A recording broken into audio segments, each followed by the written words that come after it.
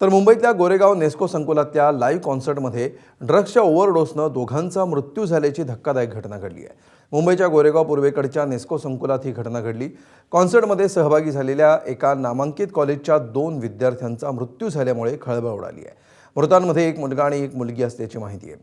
आणखी एक विद्यार्थी गंभीर जखमी झाला असून त्याच्यावर रुग्णालयामध्ये उपचार सुरू आहेत। या प्रकरणी 6 जणांना अटक करण्यात आली आहे। या कॉन्सर्टमध्ये 80% विद्यार्थ्यांनी नशा केल्याची प्राथमिक माहिती देखील समोर आली आहे।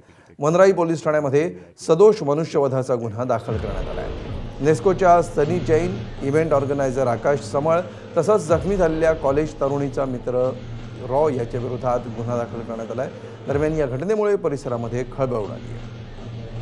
तर आतापर्यंत 6 जणांना अटक झाल्याची माहिती पोलीस उपायुक्त महेश चिमटे यांनी दिली आहे। सदर कार्यक्रमाच्या दरम्यान 3 मुलांना अस्वस्थ वाटत असल्यामुळे त्यांना हॉस्पिटलला ॲडमिट करण्यात आलेलं होतं।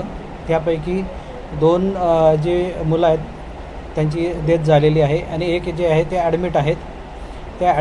त्यांची तब्येत स्टेबल आहे। सदर याच्या अनुषंगाने आपण वनराई पोलीस स्टेशन येथे गुन्हा दाखल करण्यात आलेला आहे। सदर गुन्ह्यामध्ये अद्यापर्यंतच्या तपासामध्ये आपण एकूण 6 आरोपितांना अटक करण्यात आलेली आहे आणि सदर जो गुन्हा आहे त्या गुन्ह्याचा जो तपास आहे पुढे सुरू आहे।